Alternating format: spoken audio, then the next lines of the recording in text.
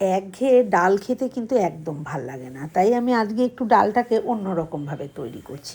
তার জন্য ডালটা আমি প্রথমে আধ ঘন্টা মতন আগে ভিজিয়ে রেখেছিলাম। মুসুর ডাল কিন্তু খুব তাড়াতাড়ি ভিজে যায়। তারপরে আধ ঘন্টা পর দেখছি ডালটা প্রায় 2 খণ্ড করে হয়ে গেছে। তারপরে জল থেকে ভালো করে ছেঁকে একটা গ্রাইন্ডারের মধ্যে নিয়ে নিলাম। দিলাম হচ্ছে স্বাদ মতন লবণ, 3টে কাঁচা লঙ্কা। তোমরা চাইলে এখানে আদাও দিতে পারো, কিন্তু আমি আদা দিচ্ছি না। দিয়ে এর একটা মিহি পেস্ট করে নিয়েছি। অবশ্যই ডালটা বাটার সময় কোনো রকম জল ব্যবহার করতে হবে না, জল ব্যবহার করলে কিন্তু পাতলা হয়ে যাবে। ডালের সাথে যে জলটুকু হাতে করে উঠে যাবে, ওতেই কিন্তু ডালটা খুব সুন্দর পেস্ট হয়ে যাবে।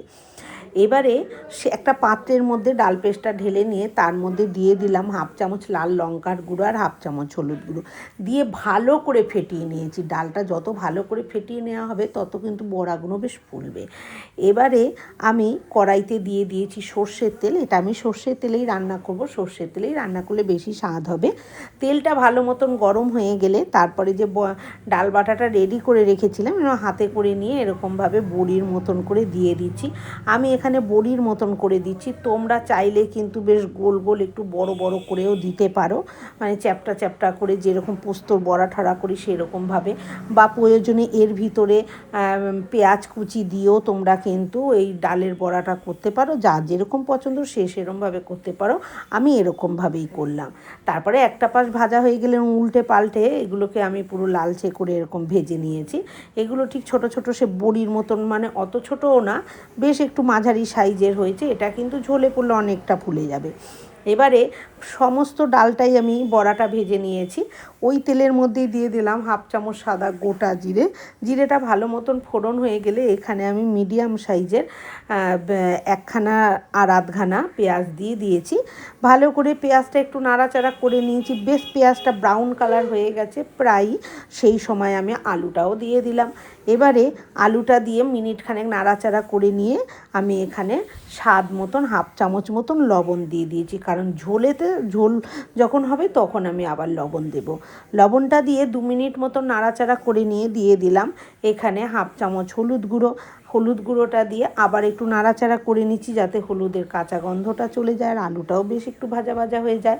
তারপরে দিয়ে দিয়েছি একটা টমেটো দানাগুলো ফেলে দিয়ে আমি টমেটোটা ব্যবহার করেছি। এবার টমেটোটা দেওয়ার পরে আবার আমি মিনিট 2 একটু নাড়াচাড়া করে নিয়ে তারপরে এখানে দিয়ে দিচ্ছি আদা রসুন বাটা। বন্ধুরা, আমরা কিন্তু রসুন বাটা খুব কম খাই, সেই জন্য আমি এখানে 1/2 চামচ মতন আদা রসুন বাটা দিয়েছি। তোমরা যদি রসুন বাটা বেশি পছন্দ করো সেক্ষেত্রে নিজেদের মতন দিয়ে নেবে। তারপরে একটু নাড়াচাড়া করে নিয়েছি। আদা রসুনের কাঁচা গন্ধ চলে যাওয়ার পর্যন্ত এটাকে ভাজা ভাজা করে নেওয়ার পরে এখানে দিয়ে দিলাম 1 টেবিল চামচ লাল লঙ্কার গুঁড়ো আর 1 চা চামচ জিরের গুঁড়ো।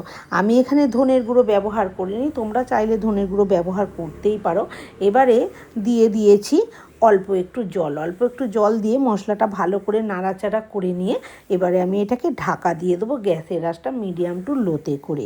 মিনিট 2-3 পর ঢাকনাটা খুলে নিয়েছি। দেখো, এবারে এটাকে ভালো করে নাড়াচাড়া করে যেটুকু জলভাব আছে সেটা কিন্তু পুরো টানিয়ে নেব, মানে আলু থেকে চিপচিপ করে তেল সেপারেট হবে সেই পর্যন্ত কিন্তু এটাকে জাল দিয়ে নেব, রান্না করে নেব।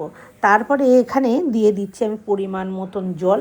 তবে এখানে জলটা কিন্তু বেশি দিতে হবে, যেহেতু এটা বড়ার তরকারি, বড়াতে কিন্তু ঝোল টানে আর আলুতেও ঝোল টানবে, তাই সেই এদিকে আলুটা সেদ্ধও হতে হবে একটু, সেই মাপ মতন করে আমি জল দিয়ে এখানে একটু লবণও দিয়ে দিয়েছি, দিয়ে আমি ঢাকা দিয়ে দিলাম। মিনিট 3 পর আমি ঢাকনাটা খুলেছি। দেখো, আলু কিন্তু খুব সুন্দরভাবে সুসেদ্ধ হয়ে গেছে। যতক্ষণ আলু সুন্দরভাবে সুসেদ্ধ না হবে ততক্ষণ এই বড়া দেওয়া যাবে না।